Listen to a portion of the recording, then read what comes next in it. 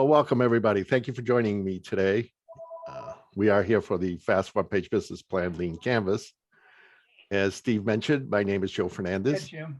My passion is to teach small business owners how to I start, didn't know that. manage, and grow their Let companies. me see if I can fix it. Hold on one second. Steve, Yeah, yes. you'll need to mute yourself. There you go. Perfect. Uh, my passion is to teach small business owners how to start and how to manage and how to grow their businesses, their companies. I pursue that as a certified mentor and a workshop presenter with SCORE in Pinellas County, that's in the Tampa Bay area in Florida, where I've guided hundreds of entrepreneurs since 2018. You can see here my background and my work history. I've steered several public and private retail companies to success as CEO and board director, and I've consulted as a retail specialist for private equity firms. Those are the firms that buy and sell businesses. Most recently, I owned a retail business in Tampa Bay, Florida for 14 years that I sold in 2016. I live in the Tampa Bay area where I'm a consultant and I'm a private investor. Now on this slide, you'll see my contact information, so please feel free to follow up with me directly if you like after today. Here are the handouts available for you. They'll be a big help. You should have received these yesterday in your email, and if you did not, then just feedback to Steve, and we will get them to you. The first of these handouts is a copy of tonight's slide presentation. Notice one thing at the bottom of the slide, there is a number, okay? And that's the page number right in the middle of the blue band. So if you don't have your copy of the slides handy, or if you didn't receive them yet, that's okay. As you take notes tonight, just jot down the number of the slide next to your notes. So when you do have the slide in front of you, you can match your notes to the slides, okay? So what are we going to talk about tonight? What are the components of the Fast One-Page Business Plan? Well, first we're going to talk about why you should plan. And that'll include the process itself of doing the lean canvas. We'll start the lean canvas. We'll go through it with the first 8 boxes in the 12-box template. As you'll see, it's a template with 12 questions you have to answer. The first part we'll talk about tonight is the first 8 boxes. Then we're going to continue with box 9, which is the elevator speech that you'll need. And then we'll introduce the marketing plan, and that's in box 10. And finally, the financial plan in boxes 11 and 12. After that, we'll discuss next steps. What can you start doing after today? And finally, we'll save questions until the end of the presentation, if at all possible. But please do, as Steve said, type in your questions along the way during the webinar. In fact, in a couple of places later on in the webinar, I will be asking for you to put some input in on something that I'll be showing on the screen. So please do feel free to type your questions along the way. And then either in the chat, preferably in the chat, because I can see that, but you can put them in the Q&A as well. Okay, Steve will be monitoring them, and we'll go from there. Joe, I just Yes. was informed that the chat box is not operating. I've been Okay. trying to fix it, but the Okay. Q&A box is operating, so Q&A is operational. Okay, then let me, if you all will bear with me for 1 second, since I did not have that box open, and I don't want to ignore your questions or thoughts if they're urgent. Okay, well, I guess I'm going to have to rely on you on that, Steve, if there's something urgent, or at the end, you can read the questions when they need to be. So we'll use the Q&A box. And so please feel free to put your questions or your comments, especially when we get to the point of having some input that I would like to hear from you. So let's get started. Okay, so I live in Tampa, Florida. Well, suppose I wanted to drive to Lancaster, Pennsylvania to offer this webinar in person, get in front of everybody and say, here, let's have a workshop on this. Well, I've got a very broad idea of where Lancaster is, but I really don't know the details of how to get there. I don't want a chance getting lost. Okay? Gas is expensive, and wasting gas and not knowing where I am isn't something I want to be doing. I don't want to run into unforeseen roadblocks. I don't want to run into lane closures. So I want to plan how far I drive each day and where I stay each night along the route. Well, to do that, I need some help. So I would use GPS and some kinds of maps and guides before I take off. And so would you probably, okay?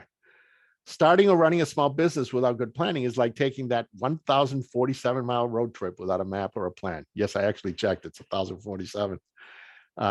You're going to face delays, detours, and other surprises that are going to keep you from getting there. And even if you do make it to your destination, it won't be easy or fun. Ooh, hold on one second, folks. Okay. Had a problem on my end, a little glitch. Now it's done. Now, business planning is what's going to show you how to get to your destination. It's going to give me the best road to get me to Lancaster and to get you to the road, to the end of the road that you want to take, which is your business. So just remember, if you don't know where you're going, you're going to end up somewhere else. And that's what I want to avoid if I want to drive up there, and I want to avoid in my business. What you need is you need a plan. You need a plan to get to your destination. And for your business, that means you need a business plan. So what's a business plan all about? Well, it's a written document that outlines the goals of a business clearly. And it has to be in writing. Okay, that makes it real. All right.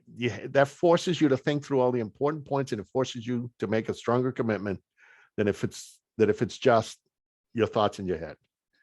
I'll make the strong statement that says if it's not in writing, you don't have a business plan. I don't care how much you have in your head and how clearly you understand your business. If it's not in writing, you don't have a plan. The business plan that describes three different things, has several main parts, but it describes your business proposition. We'll talk about each of these in a moment. It defines the message, your message, what are you trying to communicate, and how you're going to communicate that. It's your marketing plan. And importantly, it projects the funds that you will need. Every business needs a plan. Even if you're just thinking about starting a business, you should prepare a preliminary plan to help you determine if the specific business you want to pursue is feasible. It can help you understand, can you achieve your goals with this business? Do you have a real business here, or is it just a glorified hobby? If you don't plan for the success of your business, you're likely going to fail. A good business plan helps you prioritize and communicate all those ideas that are swirling around wildly in your head. It helps you attract investors and lenders. Lenders and investors are going to require a business plan before they even consider giving you money. So if you expect a bank, or you expect investors, or if you expect to have any kind of grants, every one of those is going to require a business plan. It's also a powerful management tool because once you've started, this becomes your roadmap. What are you going to do? You have your roadmap here, and then it helps you measure your progress along the route. Hey, on this day, I was supposed to be over here. On this day, I was supposed to be doing this much in sales. How am I doing?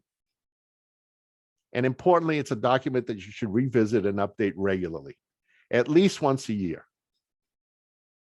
Whatever you do, I encourage you very strongly, do not proceed without a plan. But a lot of you, I'm sure, probably dread the idea of creating a business plan. You've seen these big 50-page downloads that you fill in, these templates that are all over the heck. We have some at SCORE. They're very valuable. They have a strong place, but it takes a long time to fill that out, and it's complicated. And to open your business, you don't need it. A bank or people that want to invest, they want to see much more detail, but you need to get down to understanding whether you have a real business here first. So a business plan doesn't have to be complicated or long or professionally drafted. Here at SCORE, we have a one-page business plan template. That's what we're talking about tonight, the lean canvas that helps you organize and spell out the most important aspects of a business plan. So then if you ever do need to do a more complicated 25 to 50-page plan at some point, like I said, to present for financing, for instance, the lean canvas you completed will be a very strong base for that plan. This is the lean canvas template. This is one of the downloads that you had, one of the handouts. It contains 12 questions that you need to answer to build your business plan. You answer them in order from 1 to 12 so that each set of answers builds upon those before it. Think of this as your new business journey. Your new business journey is going to be like climbing the mountain. And the lean canvas is going to serve as your map out that mountain. So you start out with a great idea that you want to turn into a successful business, a profitable business. That's the mountain you have to climb. There are a lot of steps. Some of them are not going to be fun. They're going to require some work. But whatever you do, don't just start climbing. Get a good plan and map out that route. Okay, you might be going up the wrong side of the mountain and there's cliffs and bad shrubbery or whatever, and you're not going to get through. Or you hit the mountain goats and they knock you out. So plan ahead to find the best route up that mountain. Okay. And your lean canvas maps out the 12 steps you need to take to get to the top of the mountain. And you need to take all 12 of them in order, because just think of climbing a mountain. You don't start at the bottom, and unless you're Superman, you don't make one big leap and get to the top. You got to go 1 foot forward, the next foot ahead of that, one step at a time. So let's talk about what that means. The first 8 boxes are your first steps up the mountain. Those define your business vision.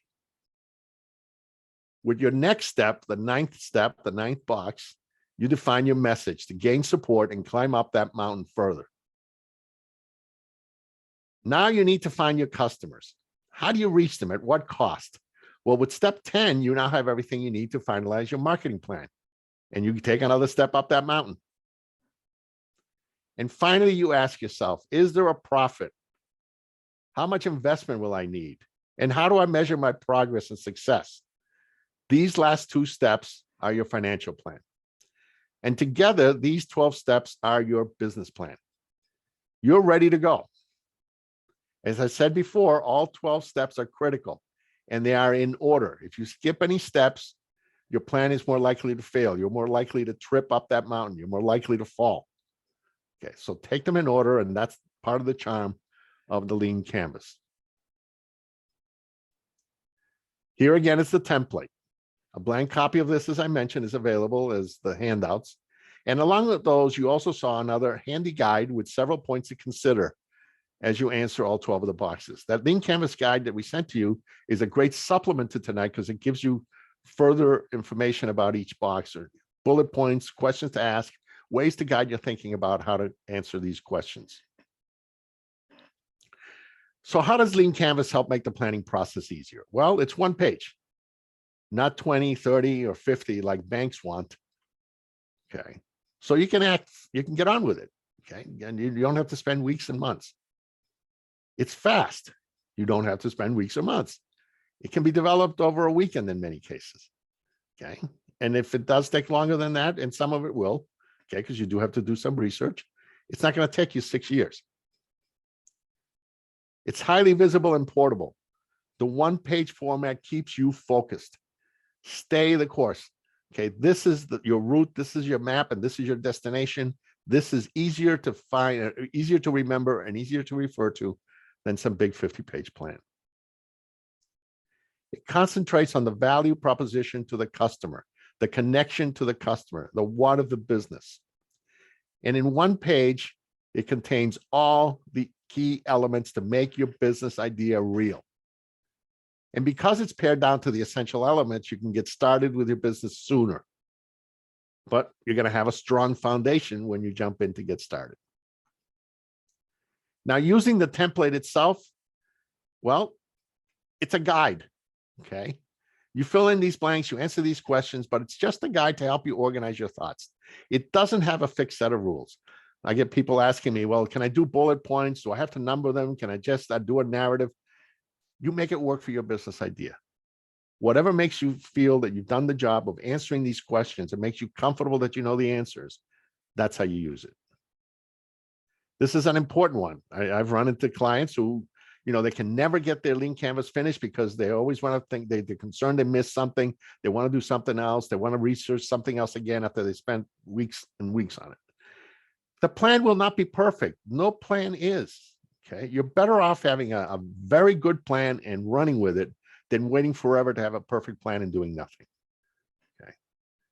It's not going to survive after you get out in the real world, unaltered anyway. It's going to be different. I mean, just think of everybody who did their business plans and got their business going, and then COVID hits. Okay. Things happen that you could not possibly have supposed were going to happen. So your plan is going to have to be modified. Okay. But you need to stay the course and attract support and understanding. Okay. And it's especially easy to update as you learn. Flexibility is a key to business success. Again, just look at COVID. Why did some restaurants fail and why did some restaurants thrived, never mind just, push through, but they thrived during COVID. At the end of the day, they're still doing what they set out to do. They're still heading to Lancaster from Tampa. They're still feeding people. They're still serving meals. They just pivoted on the route. Okay. They're still holding on to their vision, but they were able to adjust and update based on the situation as they learned. And it's a lot easier to update the key elements if they're on one page and if they're buried in 50 pages. So let's start the climb. Let's take those first 8 steps.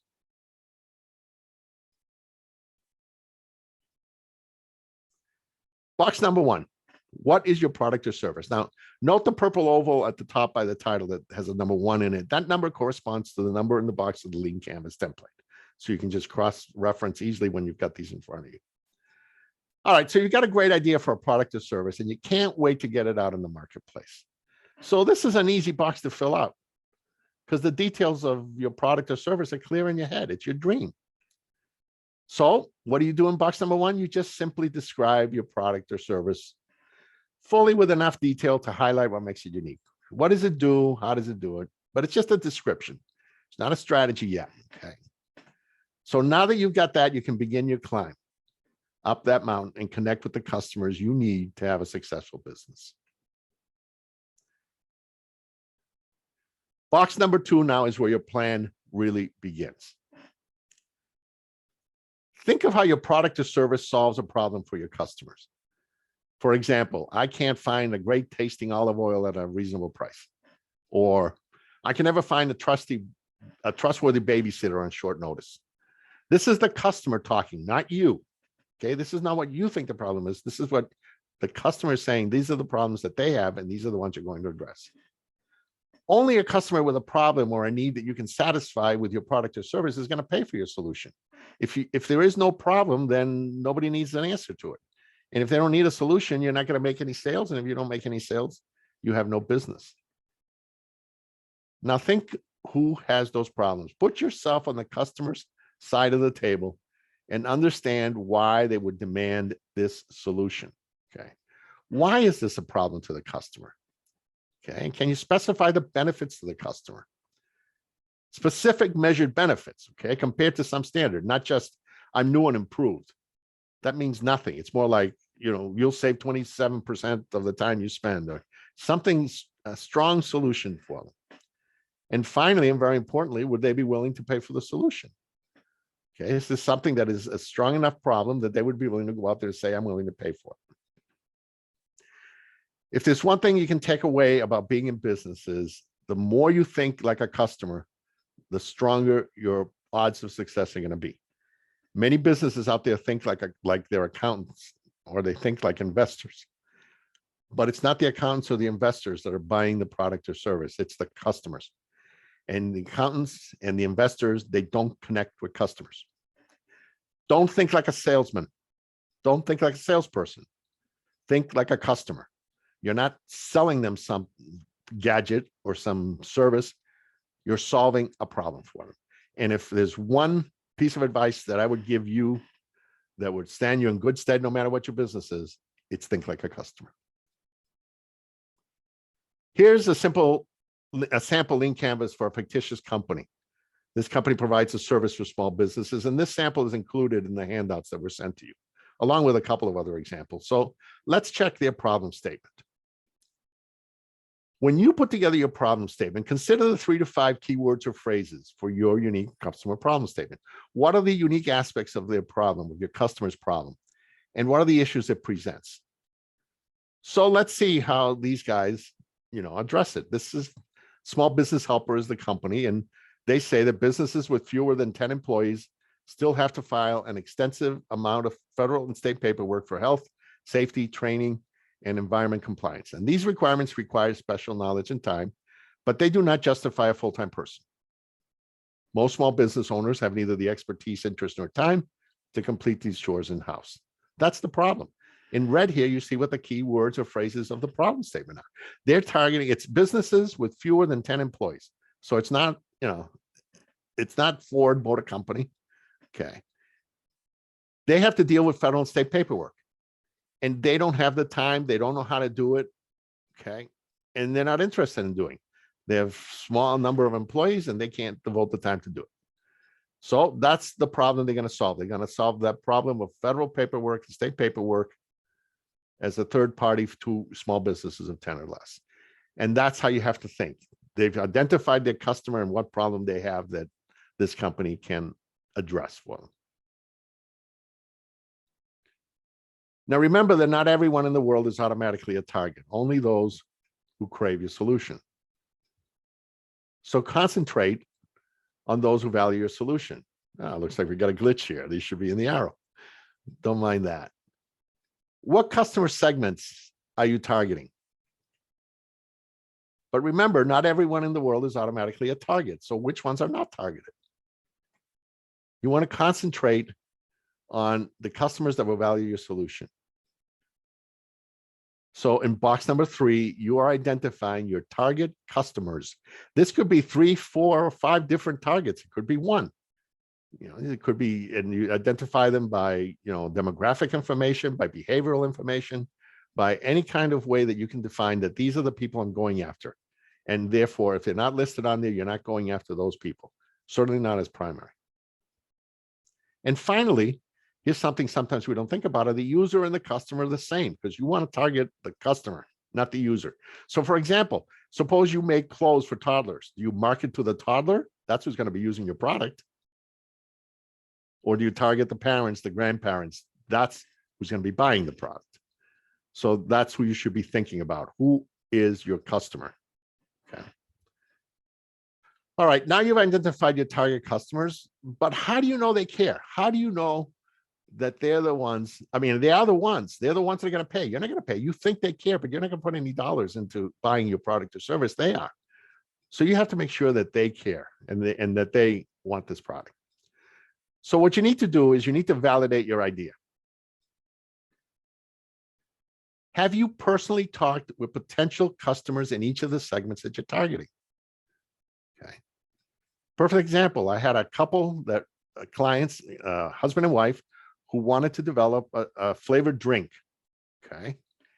And they thought it was differentiable because it was different than anything that's on the marketplace. And it was special teas and special flavors.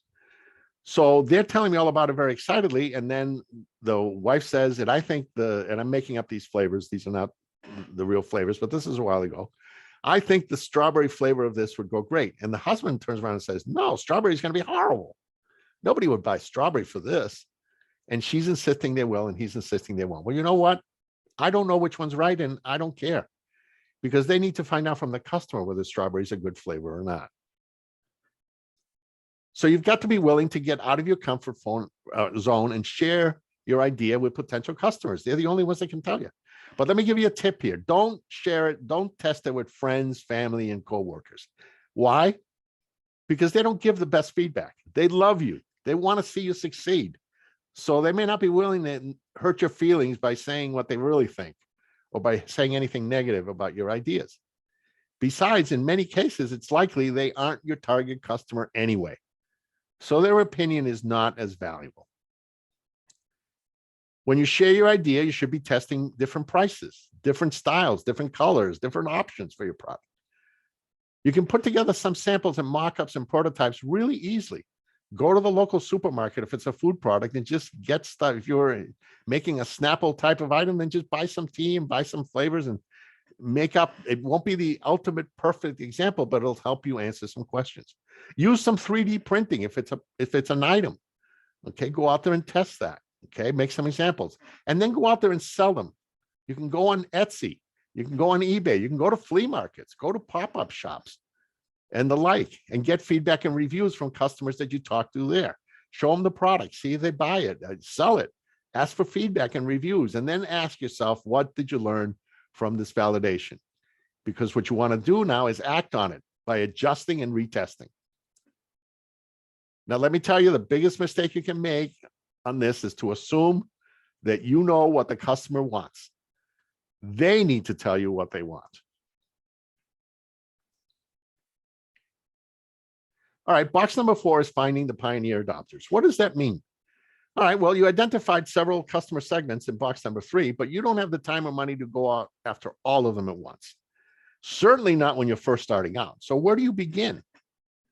Well, in any target population, any target market, there are some customers who already recognize the need and they're ready now.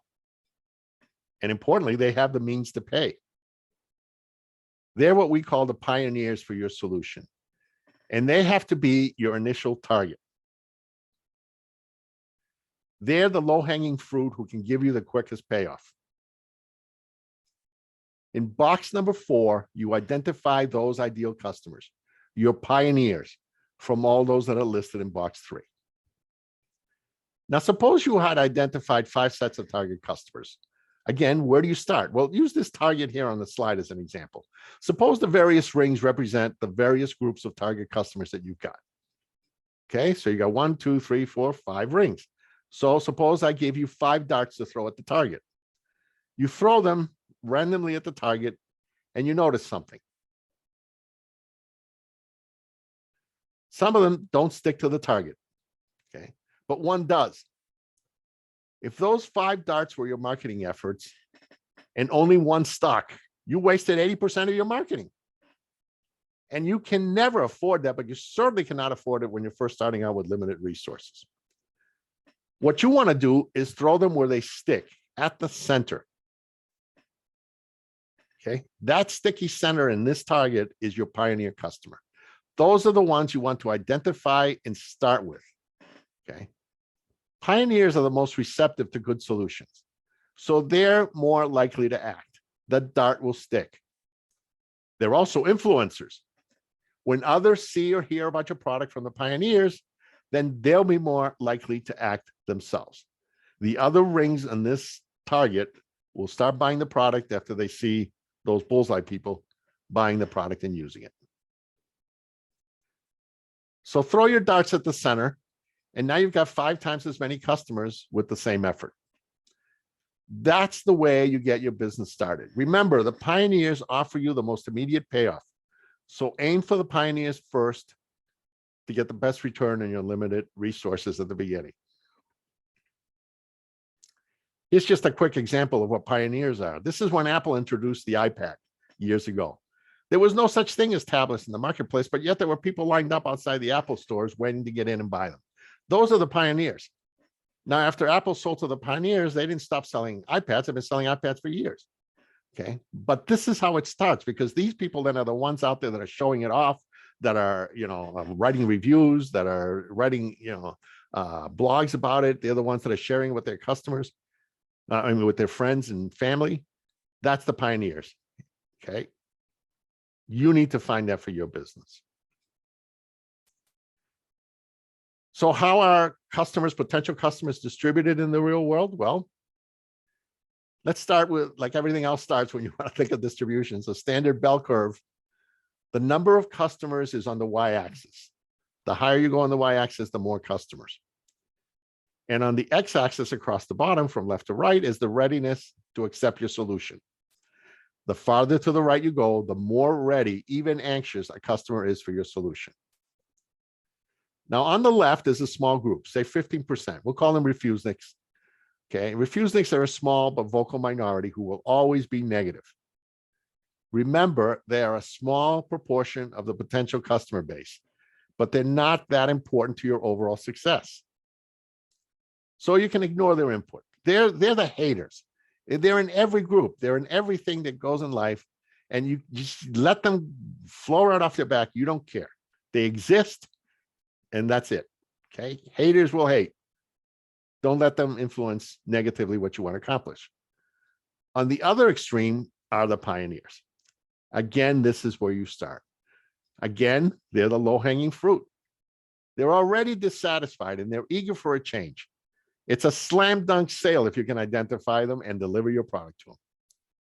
Now, they're a small group. Here on this distribution, we're showing them as 15%. Okay. But it's the right place to start for quick traction. Remember, if you can't sell to pioneers, you can't sell to everybody else on your list. So that's why you start with them too, because it really gives you an idea whether your business can take off or not. And the most important indication of whether your business can take off or not is the next group, the early adopters. Now you're starting to get into more people. They have some dissatisfaction and readiness for your solution, but not enough to move first. If you can win over these folks, your business is going to grow, because these converts, the early adopters, are going to convince the settlers. The settlers are most of the target market. They have no big current need to change, or they may not even be aware of the situation. I mean, when Apple introduced the iPad, how many people out there in the world even knew about the concept? They didn't know they had that need. They didn't know they needed an iPad. They didn't know they needed a tablet. Okay. But when they see and hear others doing it, it usually entices them to get on board. They understand now what problems it can solve for them. And when you have the settlers becoming customers, now you have the basis of a sustainable business. So remember something, okay? Ignore the refuseniks. And so that you can get all the way into the maximum number of people you can reach, shoot your darts at the pioneers to get your business off and running. Well, box number 5 is a very important one. We need to evaluate the marketplace. One of the main reasons, one of the top 5 reasons small businesses fail is because they do not understand their marketplace. And best way to understand your marketplace is understanding your competition. That's box number 5. You need to identify both direct and indirect competitors. Direct competitors sell the same product or service, or the same type of product or service. Indirect ones sell a viable alternative. It's related, but it's not the same. So for example, if you're Domino's Pizza, your direct competitors might be Pizza Hut or Luca's or Marco's. Your indirect competitors might be someone selling fast food, McDonald's, Popeyes, anywhere your target customer might be spending the money you want them to spend with you. You need to investigate and research those competitors. You need to find out anything you can about them. Go visit them. Call them. Google them. Read their reviews. Check out their website and social media thoroughly. Buy something from them. Sign up for their emails. There is so much information available out there about your competitors. You won't believe it once you start digging into them. But whatever you do, do not underestimate them, because they're out for your blood. Now that you've identified them, you need to analyze their strengths, weaknesses, opportunities, and threats. That's called the SWOT. That's a SWOT analysis. What are their strengths? What are their weaknesses? Their strengths are threats to you. Their weaknesses are opportunities that you can exploit. And then you have to compare those to your solution. What is your SWOT? What are your strengths? And what are your weaknesses? Because your strengths are going to be a threat to them, and they're going to go after those. They're going to improve themselves in those areas. And your weaknesses are what they're going to exploit. That's what they will see as opportunities to knock you down. And whatever you do when you examine your competition, I need to stress this because I've seen this forever in real life. Don't just dwell on what you think they do wrong. It's real easy to look at the competition and poo-poo what they're doing. They don't, they do this terrible. I'm going to do it better. They do this terrible. I'm going to do it better. They must be doing some things right if they're still in business. And remember, their strengths are threats to you, so you need to understand them.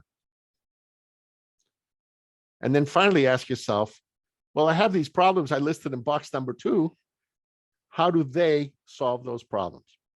What are they doing about it? How well do they solve?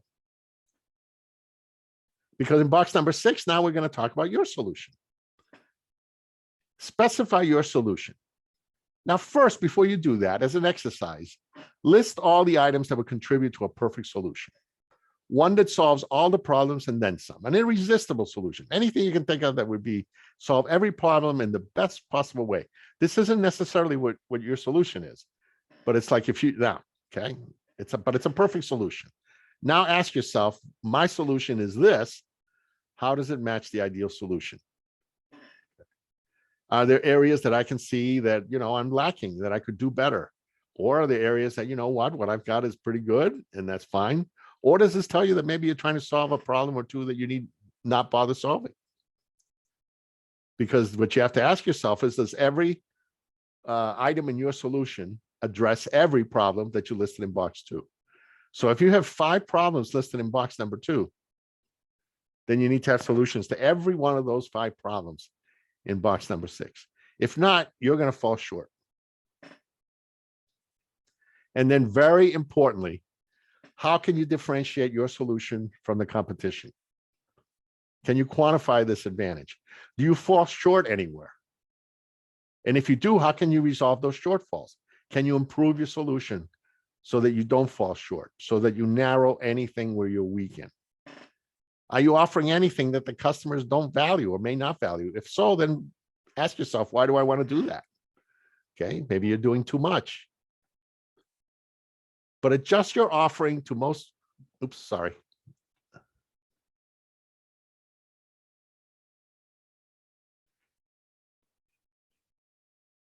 I'm sorry, adjust your offering so that you can closely match the customer need. And you want to open a gap with your main competition. You want to be better than they are. You want to show customers why you can or how you can differentiate your solution. And this is why you need to understand the marketplace. In other words, understand your competition so well, because that's how you can understand where you stand.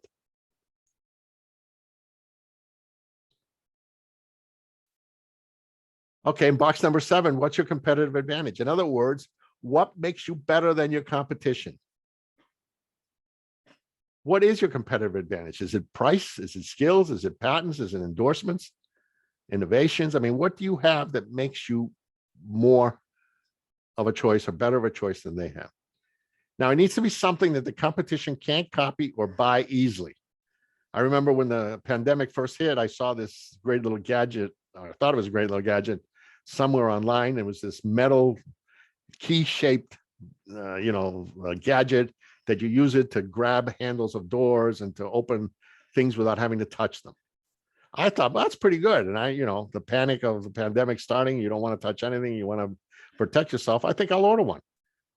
I went on Amazon and there were 20 different people selling the same thing, the same kind of gadget, knockoff here, a little different there, whatever, but it's the same idea. Well, that's not something that you can protect for very long, and they weren't able to protect that advantage. And you've got to ask yourself, how long can I protect this advantage? Because others are going to try to take it away from you. So you need to keep running by enhancing that advantage and making it more attractive. How can you accentuate those advantages? You need to keep running away from your competition, and so that the customer comes with you and not with them. And then, just as importantly, do you have any disadvantages competitively? Do you need to address them? Yes, you do. Okay. More importantly, then what are you going to do about it? How are you going to address them? You've identified them. Now, what are you going to do about it? One thing that works for a lot of people is to make it visual.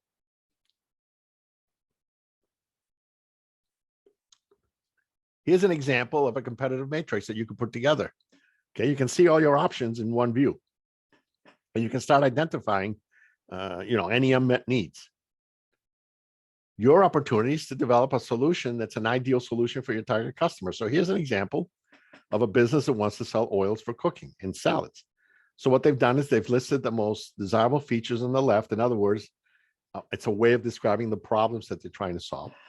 And then ask yourself, what is the ideal solution?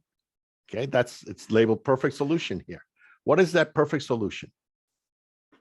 Okay, be honest with this evaluation, because remember, your solution is not going to be perfect. You don't need it to be perfect, but you should identify a perfect solution first.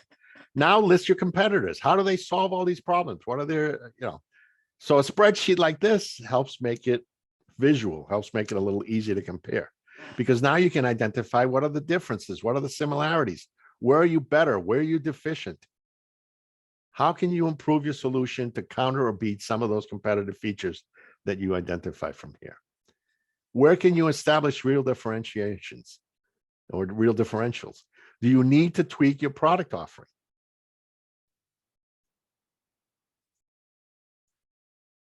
Well, box number 8 is your unique value proposition. This now gets us to the end of that first 8 boxes that we said, the first 8 steps up the mountain. Your unique value proposition is a bundle of benefits from the customer's perspective that summarizes why customers turn to your company. Unique value proposition is derived directly from the problem that you're solving. It highlights specific benefits over features. Okay, how does it benefit the customer instead of what does it do? Benefits, benefits, benefits. You're going to hear me say that a lot. Okay. It's easy to understand. Okay. You have to make it clear, and you have to specify how you're better, how you're different, and you have to make it understood in 5 seconds. Let's do some examples, because just as being visual previously with the matrix, I think seeing some examples is very helpful over here. Okay.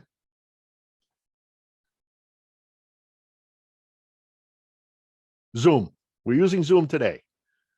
What is their unique value proposition that they present to customers? Well, flawless video, clear audio, instant sharing. In 3 seconds, they get across what they want to communicate as their unique value proposition. Evernote, your notes, organized, effortless. Lyft, a ride whenever you need it. A ride whenever you need one. Target, I mean, how many decades has Target been saying, expect more, pay less? Very simply, they're showing you the problems they're solving and the benefits of the customer, but doing it very quickly. It's not an in-depth description of their product or service. It's a quick introduction. Rover, dog sitting made easy, lower cost, more attention. If you never heard of some of these companies, you'd have an idea of what you're getting into by looking at this. And that's the point of the unique value proposition. You want to introduce yourself to the customer in a way that they can see what you're doing. And we can even do a unique value proposition for Lean Canvas, the faster, more effective way to communicate your business model. Or even the title of our webinar tonight, the fast one-page business plan. That gives you an idea right away of what you're getting into. Okay, now that you've now that you've completed the business vision, that's the first 8 boxes. That's what we just did. Let's move on to how you communicate that vision to others. So let's start with box number 9 then. And that is an elevator speech. Now, I'm sure most of you have heard the term elevator speech at one point or another. Okay. Imagine you've been trying to connect with a potential client or investor. Okay. Every time you call, every time they ignore you, they don't take your call. The gatekeeper who answers the phones or makes the appointments will not listen to you. And you just can't get, the time of day from them. Now, one day you're in the building to visit your accountant or something. You have to go up 10 floors. You get in the elevator. And just as the elevator doors are going to close, this person that's been avoiding you gets on the elevator and the doors close behind her. So now you've only got, and funny enough, they go to the 10th floor too. So you've only got the time to reach their floor to give them a concise and powerful summary of your business concept and stimulate their interest. So what are you going to say to make them want to hear more? What are you going to say to make them want to do business with you? This elevator message is your pitch, and it forms the basis for your marketing message down the road. Think of it as your bait. Think of your elevator speech as your bait. You're fishing. You're trying to hook your target into wanting to hear more and do business with you. You want to earn a follow-up conversation with your audience. You're not going to close a deal in these 30 seconds. You're not going to get them to invest with you. You're not going to get any of it. You only have 30 seconds. So what you want to do is make a compelling statement that they're going to come back and say, wow, that sounds great. Let's talk more about this. You want to earn a follow-up conversation where you can go into greater depth and detail about your business. So how do you put together an effective elevator speech? Well, you need to ensure that your pitch specifies the customer problem you can solve. Always comes down to thinking like a customer. What's in it for them? Which means, what is your solution to that problem? Why is it better than what's available out there? What are the benefits to the consumer, to the customer, of doing this business with you? This is important. Clients and investors, they want to know what you do, but they're even more interested in how it benefits them to use your product or service, or to invest in your business, or whatever it is that you want from them. They want to know what's in it for them to do what you want, to get associated with you. What's in it for them? Can they understand your message easily? Too many times we know so much about our business and we're so involved in our industry, we lapse into jargon, into technical stuff or whatever. Nobody wants to hear that. No jargon, no lengthy technical dissertations, no abbreviations, no anything like that. Just keep it simple and to the point. Now, can you deliver your pitch enthusiastically? Your target needs to believe that you believe in your solutions. Remember, in any kind of sales, and this is kind of what this is, you're not just selling the solution, you're selling yourself. You're selling yourself as well. Customers that believe that you believe, they're going to believe. Investors who believe that you believe, investors will believe. What do you want from them? So many times we have this meeting and then we walk away. Okay, great to meet you. Fine. No, call to action. What do you want? Okay, specify what it is you want. Do you want an appointment with them? Do you want a referral? Do you want their contact information? Do you want to take them to lunch? If you ask for it, you're going to be much more likely to get it. If you just leave it open-ended and say, nice to talk to you, goodbye, you're never going to hear from them. And can you do all this in under 30 seconds?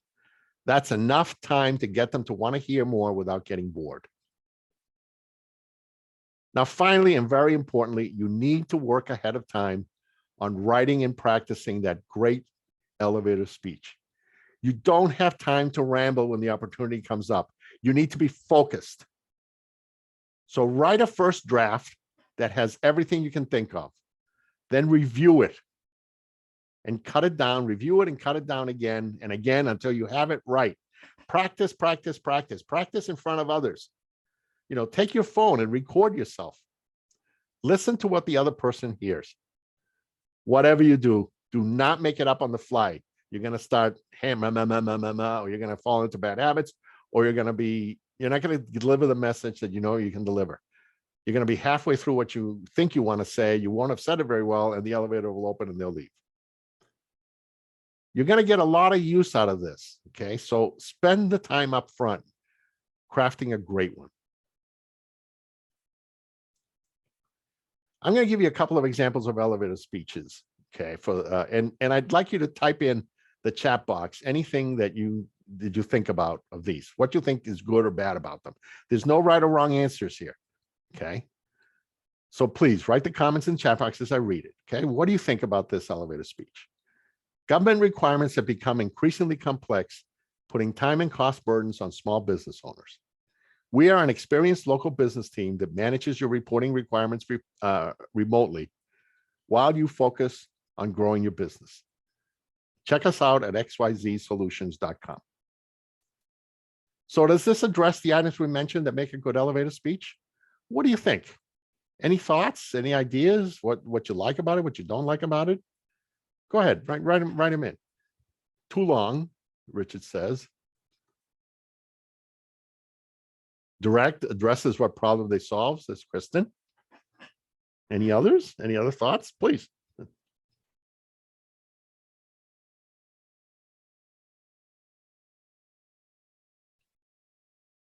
Now, remember, this is the elevator speech, not the unique value proposition. This isn't the, expect more, pay less. This is not your elevator speech, 30 seconds or less.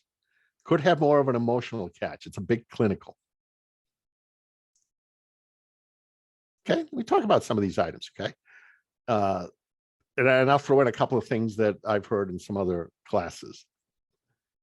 In terms of too long, like I said, it's under 30 seconds.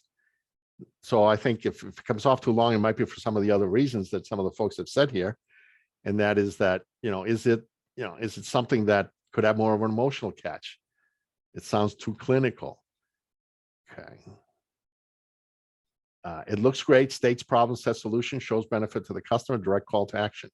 Should this include their name and company initially? Okay, a couple of comments in general. I think it's important to have some kind of introduction, yourself and the company, okay, and then go into what you do and what you're all about and what the benefits are. I think check us out at XYZ Solutions is a little weak. Okay, it's okay. How do you know that they're going to go on the website? You leave everything in their hands.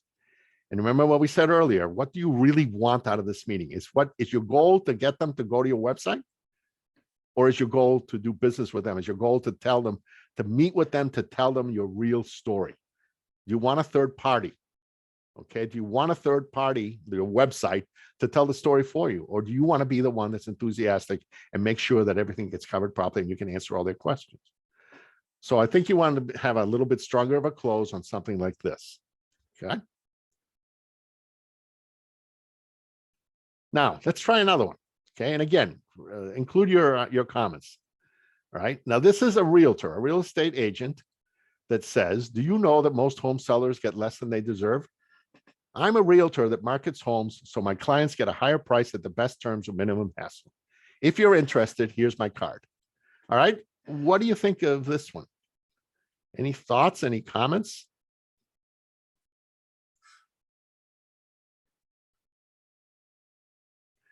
We call to action again. I got to agree with that, boy. That's, here's my card. Okay. Remember, the mission is to get that follow-up conversation on that can really lead into the detail of what you do and hook them into being a customer or an investor. Okay.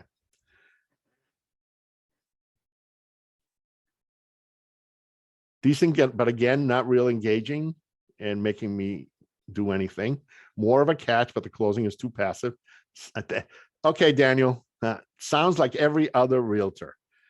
Yes, thank you. That's exactly right. Okay, that's a point that I think I make in marketing, in talking about marketing, and that is, if you have a statement you want to make, if you have an ad, an advertisement, if you have, whatever you have that you're communicating with somebody, if you take your name off it and they don't know it's you and put the name of one of your competitors on there, can they say the exact same thing? Because if they do, then you haven't done one of the critical things we said in the first 8 boxes. You have not differentiated yourself. You do not have a unique value proposition. You have not told them how you're better than the other ones are. Okay. I look at this and say, this is so general that any realtor could make these claims. Okay. Does that make sense? I mean, so one of the other things is, remember we talked about earlier in one of the earlier boxes, is specify how you're better. Okay. Quantify it. I'm a realtor that markets homes so that my clients get a higher price at the best terms with minimum hassle. Okay. How about instead of, the homes that I sell for an average of 17% more than the other homes in the area? That's specific. You tell me I'm going to get 17% more for my money. Now you catch my ear. Now you have to be able to document that, obviously, but that's easy to do. Now you're differentiating yourself. Okay, fine. Hire anybody else that's out there. You hire me and you're going to get more money. And here's how much, and I can prove it. Now you've got a definite benefit and a quantifiable benefit to them. Okay. Now, there is one thing here, and Kirsten was, alluding to it, saying, am I assuming the intro has been made? Okay. One of the things here is, look at the first sentence. Do you know that most home sellers get less than they deserve? And one of the techniques in writing this is to start with a question. That doesn't necessarily work for every single, elevator speech or for every introduction. But if you start with a question, you have a better chance of dumping that problem right in the lap of the person you're talking to. Have you ever had a problem with this? Do you ever find it difficult to find a babysitter on short notice? Things like that. Now suddenly you connect. Oh, yes, I do. Okay. So starting with a question is not a bad way, okay, of making the problem the customer's problem, making the audience realize that they have that problem. And that'll perk up their ears. They'll listen to the rest of it. But then the rest of it needs to be enthusiastic, specific. You need to have a much stronger close than this. Let's get together right now. Let me buy you coffee. Starbucks is right next door. Let's go over there. Let me show you about what the marketplace is looking at. Let me show you how I can, whatever. But you get yourself that follow-up session that you can go into the real presentation. Okay. Make sense, everybody? Okay. Okay. Well, we've climbed up 9 steps of the 12 steps. So we're 2/3 up that mountain. Okay. Next step is the marketing plan. So in box number 10, you describe how you're going to get your product or service into the hands of your target customers. In other words, you complete that marketing plan. Now, traditionally, for those of you that have done any marketing, we are taught that a marketing plan consists of PPPP, the 4 Ps: product, price, place, where the customer accesses your product, promotion, the advertising that you do. Okay. So far, interestingly, with boxes 1 through 8, you've already defined the product and price parts of the marketing plan. Marketing plans have 2 parts to them, and they're very important. You can't do the second part without doing the first part. And the first part is your marketing strategy. You cannot decide whether you're going to buy an ad on Facebook or you're going to send postcards or whatever until you know whether that's what's going to work for you. And in order to know how that's going to work for you, you need a strategy. And that strategy says, what problem am I solving? Who am I targeting? What's the pricing? What's my customer research, consumer research? You did validation. What's the competition? What am I doing? What's my solution? Okay. You've defined in boxes 1 through 8 a large part of that strategy. And couple that with boxes 8 and 9, your unique value proposition and elevator speech, you've now got your message. And that's what the strategy part of any marketing plan is all about. So look, you don't have to do a whole marketing plan. You have half of one written already just by doing boxes 1 through 8. And this is why it's important to do these in order. Okay. If you're at the bottom of the hill, you can't make one leap up and reach step number 10 up on top. You got to fall. But if you take steps 1 through 9, when you go to take step number 10, it's an easy step. Okay. You've already got half of that marketing plan put together by doing the first 9 boxes. So now what that allows you to do is get on to that tactical part of the marketing plan. You can get on to delivering the value to your customers.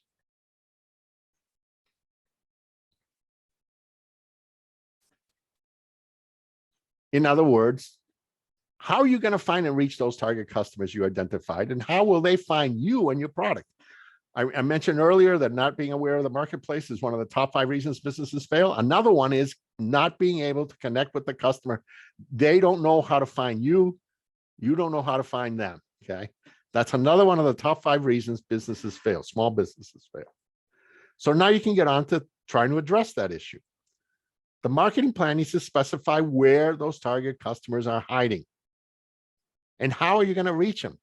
You got so many choices out there: online ads, web page, blogs, social media, SEO, postcards, emails. I mean, there's so much you can do. You're going to be overwhelmed. And I have to tell you, marketing is one of the biggest cost sinkholes. Okay. It's one of the biggest sinkholes there is. One of your top 4, if you need a facility, it's leasing, and you need to pay rent. That's the 4th one. The other 3 are your cost of goods, your labor costs, and your marketing costs. Those are the 4 biggest costs in your business. Everything else pales in comparison. If you can't control those 4, it doesn't matter what you do with the rest of them. You do need to control the rest of them, but only if you've controlled the first 4, because if you don't make any money. And so many people waste money on marketing because there are so many choices and they don't plan it. Okay. So how do you reach them? Well, you need to understand which of these various options you have, and it could be 2, 3, 4, 5, it could be a lot of them. Which ones are the ones that your target customers are looking at? Which are the ones that can reach, that you can use to reach them? And then it defines, how is your customer going to find you? Do they need to go to a physical store somewhere? Do they need to go to a website to buy? Do they go to Amazon? Do they go to eBay? I mean, in other words, they can't buy from you if they don't know how to find your product and pay you for it. So for example, if my target customer is a 30-year-old who identifies as female and is on Facebook many hours a week, and I tell that by all the research that I do, then I need to use Facebook to drive them to my website, because that's where I have my product for sale. But how much are those media choices going to cost you? There's so many choices. Well, as I mentioned, marketing is a huge sinkhole for expense. And this is why you need this strategy and plan before you jump in.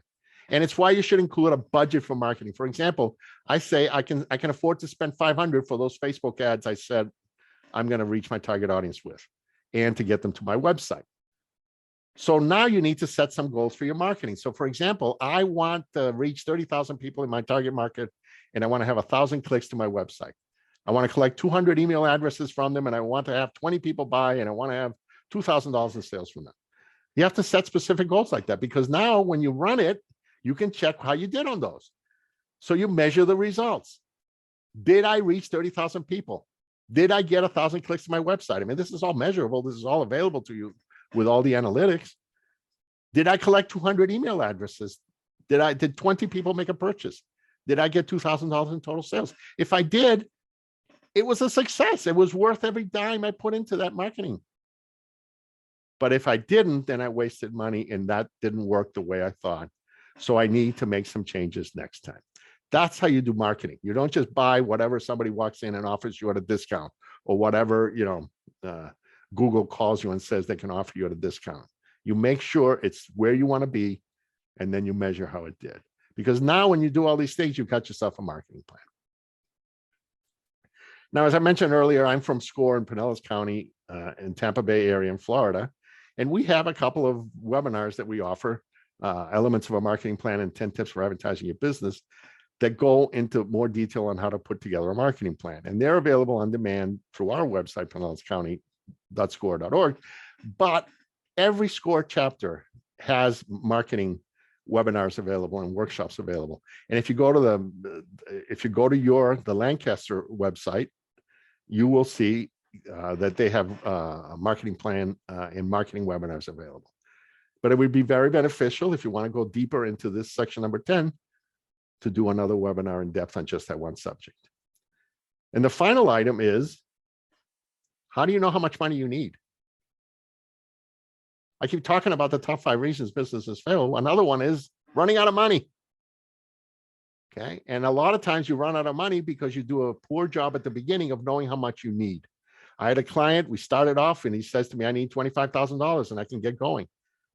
Well, I need $25,000 and I can do everything I need. Well, he's at a point right now where he's going for financing and he needs $300,000. $25,000 would have gotten him, a few steps of the way, but it wouldn't get him to everywhere he needs to go. So if he wants to go where he needs to go, he needs to have $300,000. Now, for figuring out how much you need, you've got to put together a forecast. And that forecast starts with, what revenue are you going to bring in? It doesn't matter what your cost structure is. Okay, it doesn't matter. If you can't cover it with your revenue, you don't have a business. So you start with figuring out, can I really generate revenue with this? And that's going to be your most challenging task. So you have to identify, where does my revenue come from? Where am I going to get income from customers? The first thought is, I've got my product that I sell. That's my main source. But are there other things you can do to generate sales? Okay. So for instance, suppose I was a shoe store. Shoes, my largest product.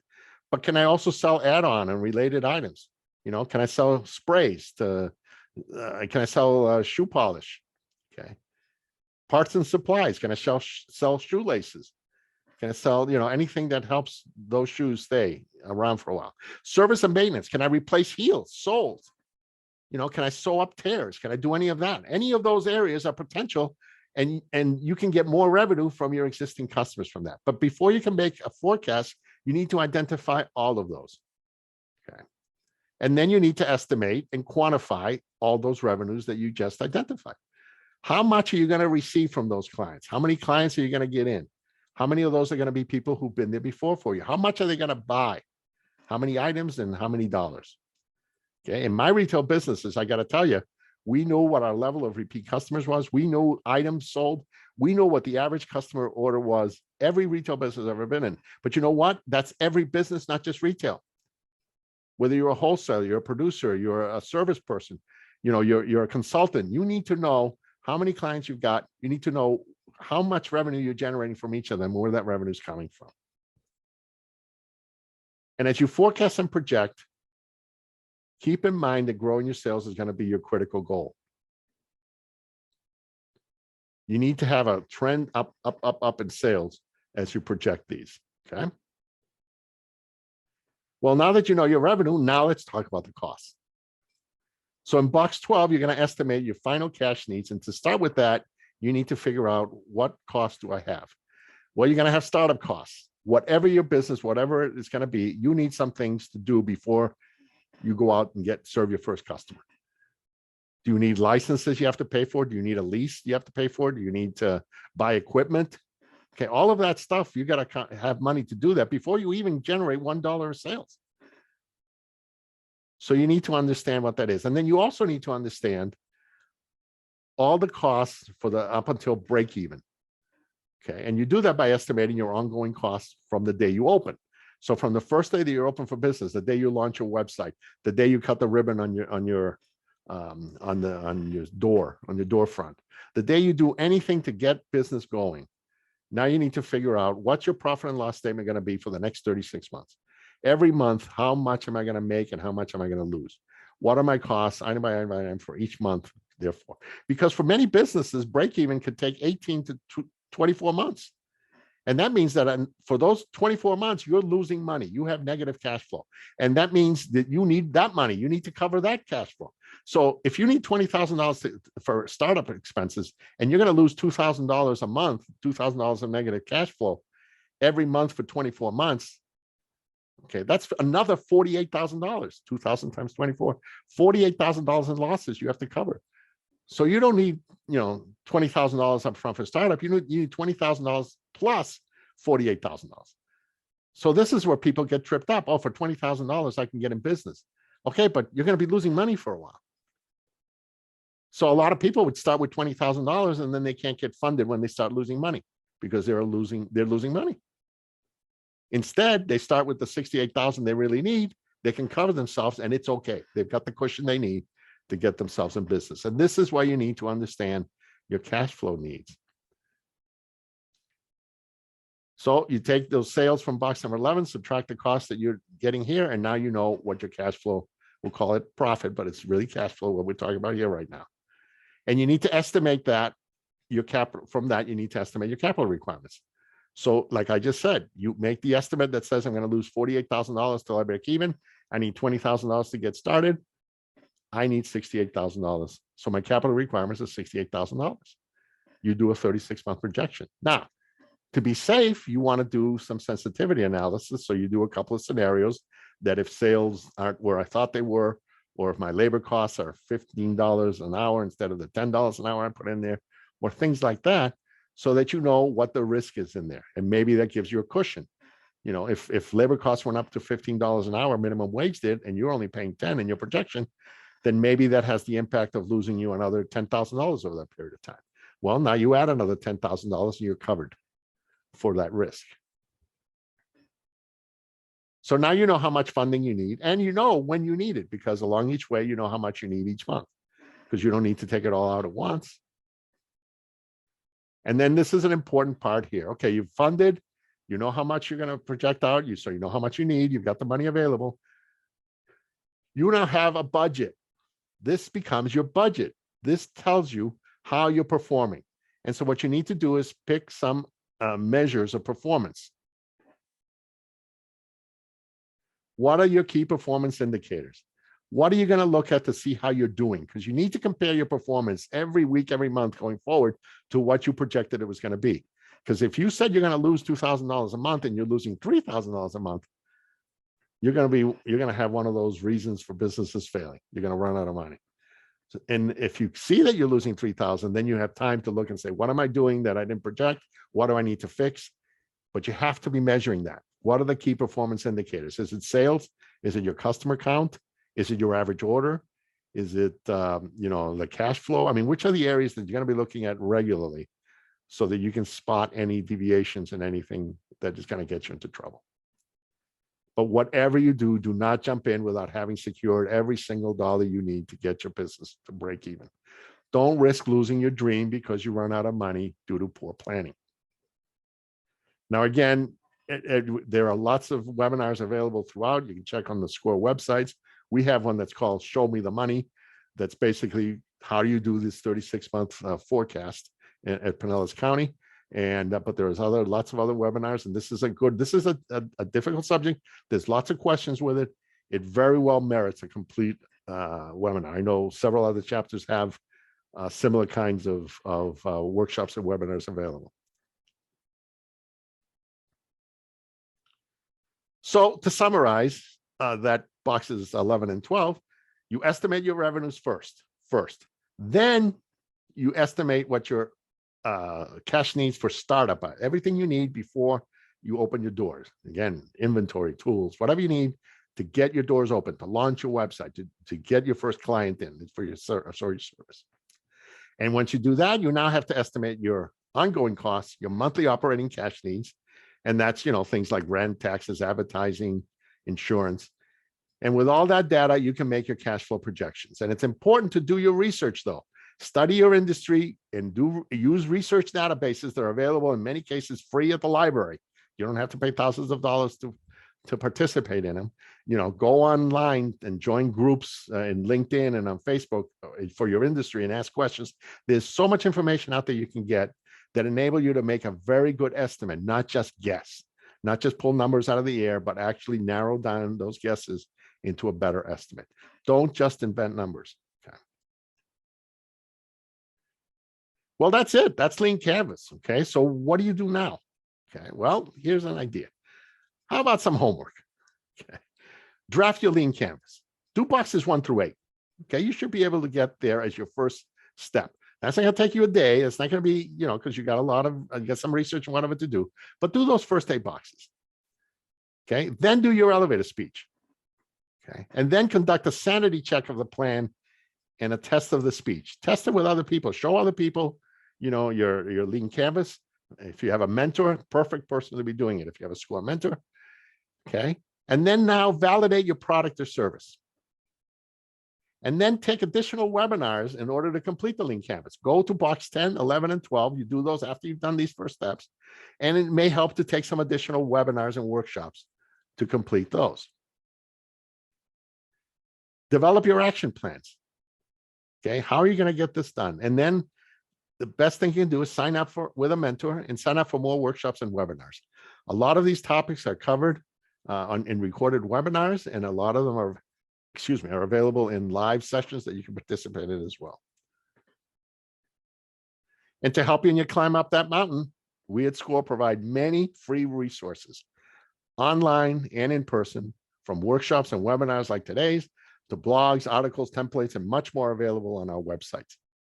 And of course, free one-on-one mentoring from an experienced business person. So just go to our local websites and click across the top on the desired tabs to request free mentoring, sign up for workshops, and find free resources. And note, very importantly, according to the Small Business Administration, small business clients who receive 3 or more hours of mentoring report higher revenue and increased business growth. So help your business grow with our help. Just to recap what I said earlier, we have SCORE Pinellas, and every chapter has similar webinars and workshops available. But we have a business startup and planning webinar series that starts with a business startup basics webinar that is followed by Lean Canvas, what we did tonight. We also have 10 elements of a marketing plan, or elements of a marketing plan, or the 10 tips for advertising your business that we mentioned earlier, and the Show Me the Money webinar for doing your cash needs. This is the schedule that we're offering it. Because the slide was in here, but this is from Pinellas County SCORE, but we're one SCORE. Okay. All the chapters around the country share information, and we're happy to share it. We're happy to take, I take clients from around the country. I concentrate obviously on Pinellas County, but if somebody in Seattle finds that I have expertise that they need, or if sometimes we call other chapters and say, listen, you have more expertise than we do. So we share everything. Don't be afraid to ask, and don't be afraid to find it. Okay. And here again is my contact information if there's anything to follow up on later that you wish. Okay. So thanks very much, everybody. I really appreciate it. I know we covered a lot of material today, and I want to thank you for attending very much. I appreciate your commitment to do this. But I really enjoyed being here, and appreciate you turning to SCORE, and I hope it was helpful to you. Okay. So thanks again. So if you got any questions, I'm happy to take them.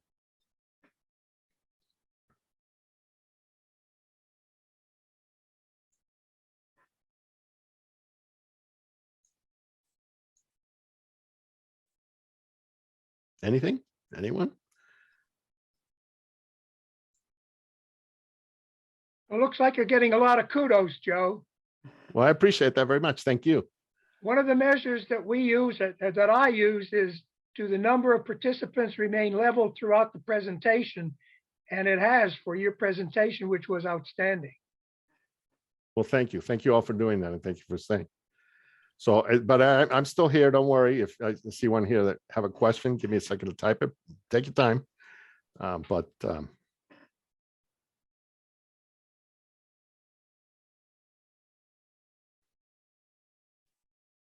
Okay, the biggest, I mentioned 4 biggest sinkholes, okay? Cost of goods, labor, marketing, and the other one is, if you need it, leases, your rent. Okay, and not necessarily the biggest sinkholes, but they're the biggest expenses, okay? They need to be managed more than anything else. Everything needs to be managed, don't get me wrong. Reducing costs is one of the 3 ways that you can improve your business profitability. The first one we mentioned earlier, keep your sales growing. The second one is managing your costs. The third one is manage your investment, keep your assets productive. Those are the 3 ways you make money.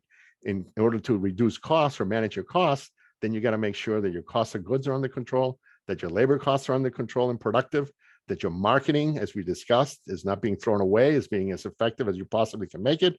And then the 4th one was any rents that you've got are a big chunk of your business. Okay. So you're checking here.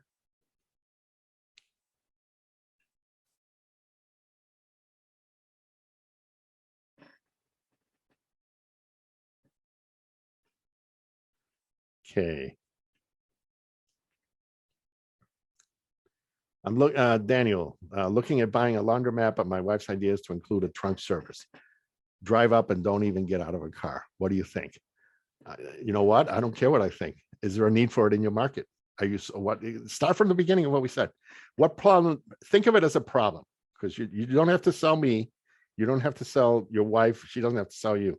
You have to sell the customer. So how do you determine if there's a need for that? How do you determine if you're solving a problem for customers that's a real problem for them? Okay. And if you are, then you're going to be able to present that. How is that being solved today by others? What's the competition doing? So start right from the basics that we said right here. Do a lean canvas for your proposed purchase. Yeah, the lean business, you need a business plan no matter how you want to get into business. If you want to buy a business, you need a business plan. If you want to start from the ground up, you need a business plan. You want to buy a franchise, you need a business plan. Okay. And if you want financing for any of those or any other way, you need a business plan. So start off with, here's my business idea. Doesn't matter whether you're going to buy it or you're going to start it from the ground up or you're going to franchise it. You're going to do a business plan that tells you what problems are you solving, who are you targeting for this, who's the competition in this market, what's your solution, and how is it better than everybody else's, and what's your unique value proposition. You need to answer those first 8 questions. Okay. And that's how I would determine if that's a good idea or not.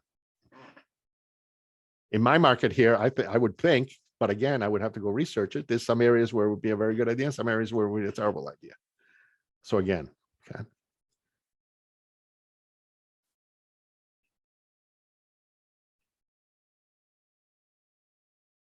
Any other questions? Could you please send us a link to your webinars? Okay, if you go, I forget which slide it is, but the slide that 2 slides before this, the one that had, I'll put it up. I'm trying to, but it's not responding to me.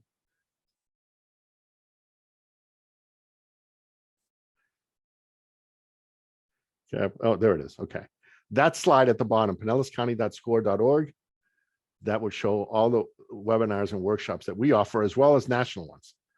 Okay, as well as those. So you'll be able to get a list. If you go to the Lancaster website, you'll be able to get a list of all their webinars and workshops, as well as the national ones. Okay, so there's lots of ways that that you can see what it is that we're offering.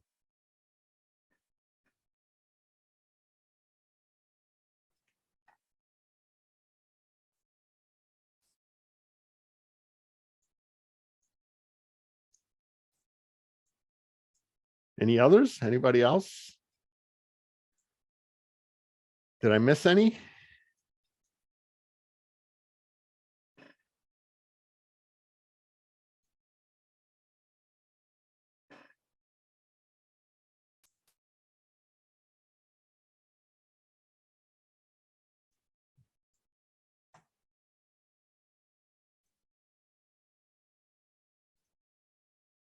Steve, are you still on?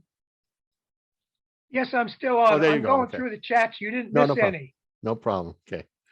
Good. Well, thank you all. It looks like there's nothing else. So Steve, if you have any other things you'd like to wrap up with? The only other thing I would say is this session was recorded and it will be on our YouTube channel. And again, Joe, thank you so very, very much. The comments were best that I've seen since I've been in this seat. Well, Thank you so much. Thank you. I appreciate that. And thank you all for coming. Okay. Have a great day and Bye-bye. good luck with your business ideas. Thank you. Thank you all. Bye-bye.